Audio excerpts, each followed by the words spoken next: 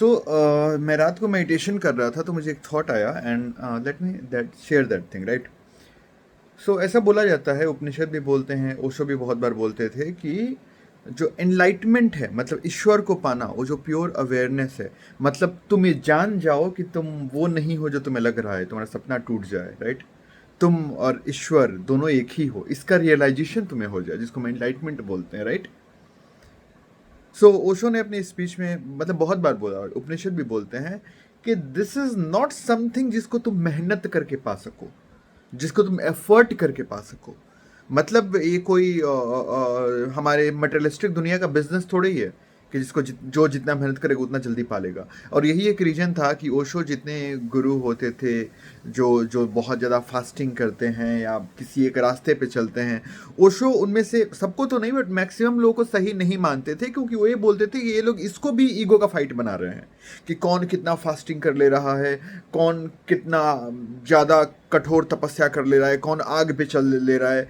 ओशो बोलते थे कि दिस इज समथिंग जो मेहनत से नहीं मिलेगा भाई, इट्स नॉट अबाउट एफर्ट, ये तो आशीर्वाद है। ये बेसिकली आशीर्वाद है जो मेहनत से नहीं मिलेगा, वो तुम्हारे ऊपर आशीर्वाद बरसेगा।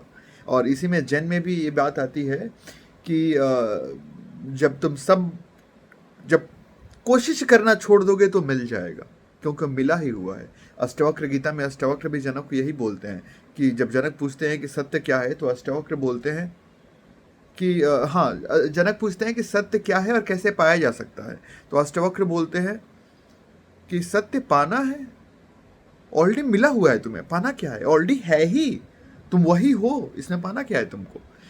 रूमी का भी एक लाइन आता है कि what you are seek is seeking you, right? ये भी है, बहुत सारी चीज़ें हैं। तो मेरे कहने का मतलब ये है कि जैसे जो हाईएस्ट जॉय है, जो हाईएस्ट बीइंग है, तुम जितना एफर्टलेस हो जाओगे वो अपने आप तुम्हें मिल जाएगा।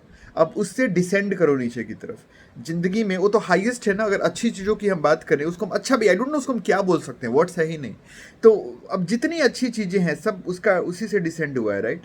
तो इसीलिए कहीं ना कहीं मुझे लगता है कि जब तुम किसी भी चीज़ के लिए कोशिश करना बहुत ज़्यादा छोड़ देते हो, एक्चुअली में छोड़ देते हो, राइट, तो तुम्हारे पास आने लगता है।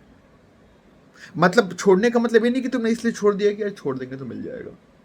मतलब होता क्या है ना, जब तुम एक्चुअली में छोड़ देते हो ना, तो उसके लिए जो रिक्वायर्ड एक्शन है वो बाय डिफॉल्ट तुम्हारे थ्रू होने लगता है। छोड़ने का मतलब ये नहीं कि तुमको एक्शन नहीं लेना है, लेकिन तब एक्शन होगा, तुम्हें लेना नहीं पड़ेगा। I don't know if it makes any sense. और इसीलिए तुम देखोगे ना, बहुत सारी चीज़ें जिनका पीछा छोड़ दो तो तुम्हारा पीछा करना शुरू कर देते हैं। आई डोंट नो तुम लोग कितना कनेक्ट कर पाया, मैं कितना समझा पाया।